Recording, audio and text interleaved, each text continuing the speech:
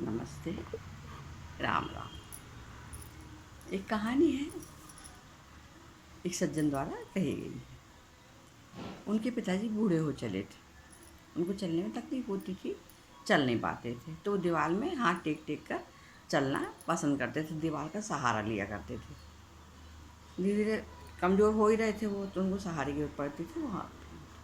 तो जब दीवार पर वो हाथ लगाते थे तो कुछ ना कुछ निशान या दाग पड़ जाता था।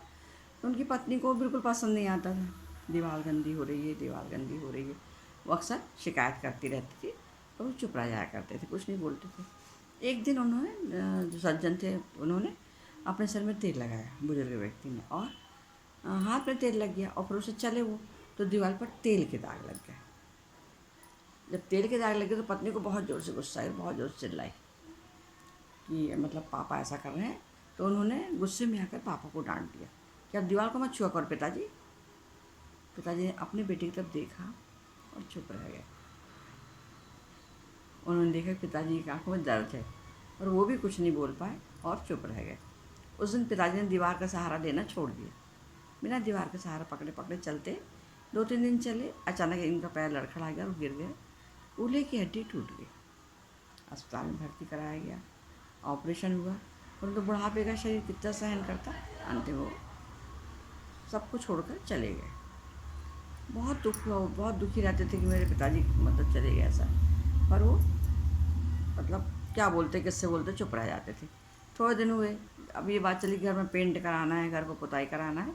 तो जब पेंटर आया तो उनके बच्चे ने कहा कि दादाजी के जो हाथ के निशान हैं वो नहीं मिटाना, ऐसा पेंट करना कि वो ना मिटे। वो अपने दादाजी से बहुत प्यार करता था और वो दादाजी के निशान पर लगा रहना चाहिए।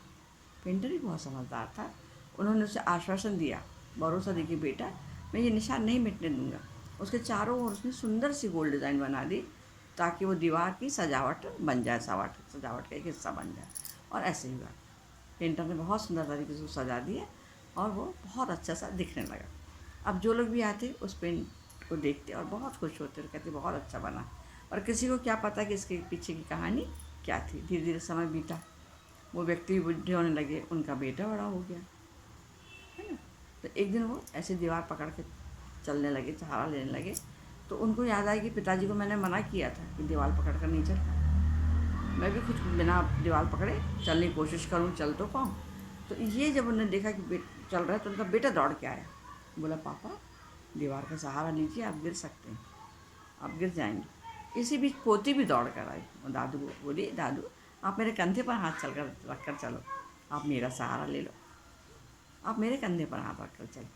उनकी आंखों में आंसू आ गए कि काश मैंने अपने पिताजी के साथ भी यही किया होता, थोड़ी समझदारी से काम किया होता तो बहुत अच्छा होता। बच्चों ने मुझे सोफे पर बिठाया और पोती दौड़ कर गई, ड्राइंग बुक लेकर आई। उसने ड्राइंग का एक पन्ना खोला और उनको दिखाया। उसमें वही पेंटिंग बनी थी जो उनकी दीवार पर बनी थी, और उसमें टीचर की बहुत तारीफ़ लिखी थी। उस टीचर ने उसकी बहुत तारीफ़ की थी कि बहुत सुंदर पेंटिंग।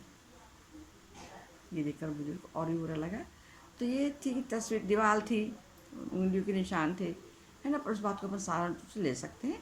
तो ये हम चाहते हैं कि हर बच्चा अपने बड़ों से प्यार करे और उनका सम्मान करे, उनका आदर करना सीखे, क्योंकि सबको कभी ना कभी बूढ़े होना ही है। नमस्ते, राम राम।